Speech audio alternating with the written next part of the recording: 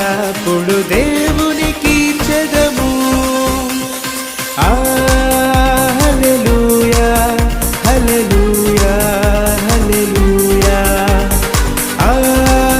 హల్లెలూయా హల్లెలూయా హల్లెలూయా హల్లెలూయా స్తుతి మహిమ ఎల్లప్పుడు దేవునికి చెదము. హల్లెలూయా స్తుతి మహిమ ఎల్లప్పుడు దేవునికి చెదము.